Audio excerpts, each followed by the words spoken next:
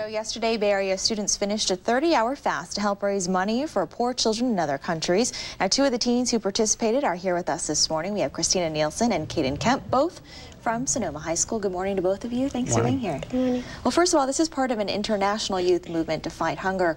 Explain, what is 30-hour famine? It's where you go for 30 hours without eating.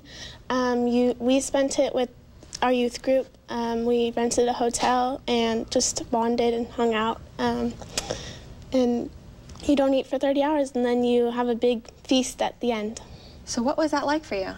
Well, when you first start out, you're like, oh, I can do this. It's not that hard. And then you kind of get hungry and your stomach starts to growl, just the normal hunger symptoms. And then it goes away after a while. And then it comes back, it swings back and forth, and you kind of get depressed. Well, not depressed, but tired. Some people got headaches, but yeah, just fatigue. Why did you do this? Why was it important for you to do this? I think it's really important because it helps us understand what the people who we are sending the money to, what they feel constantly. And as we talked about last night, these people don't have a time right before where they get to eat a lot like we did. We ate a lot of food right before. They don't know when their next meal is coming, so. Okay. Now this is a picture I'm going to try and hold up for everyone to see, but tell me what we're looking at here. This is the whole group that, well, there are two youth groups of the churches in our town, and these are the kids that did it with us. This was the group that fasted yesterday. Okay.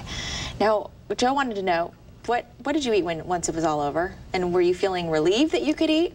Yeah, we were counting down the minutes until we could eat it. The fast broke at 7 last night, so we ate lasagna and pasta and salad. Now, you guys didn't eat for 30 hours, but it was a choice for you, and for many people it's not a choice, and they go much longer than 30 hours without any food. So how do you kind of explain, like, how do you sort of get a grasp of what it is really like to go without food and to be hungry all the time? I think that it's something that anyone can do this, go without food for 30 hours. I think it's really good to feel how these people feel all the time.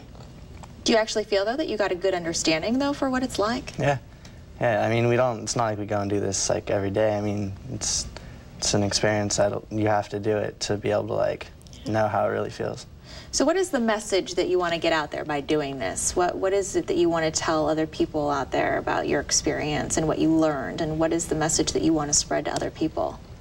I think that we want to spread that we, as America, have so much ability, and we have so much more than these people have in other lands that don't have the money that we have. And if we were willing to give up some of what we have for these people, then we would really be able to help them.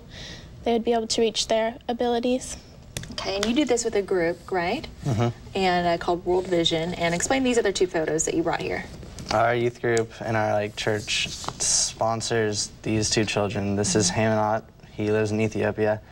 We've been sponsoring him for about 2 years, and the little girl is Cyrinilde. She lives in Brazil, and we've been sponsoring her for 7 years. And you guys made a video this year called Who is Our Neighbor? What was the purpose of that video? And the purpose of that was to explain how we are all connected, and so by helping these people, we're helping our neighbors, and hopefully we'll get the same in return. So you guys have done this for 4 years now. Did it get any easier this time around, knowing what to expect? I think it was easier for the older kids that have done it. We had some younger kids that also did it, and it was a little harder for them, I think, but we all did it, and it was a good experience. All right, well, thank you both for joining us this morning. Kristina and Kaiden, both from Sonoma High School. Joe?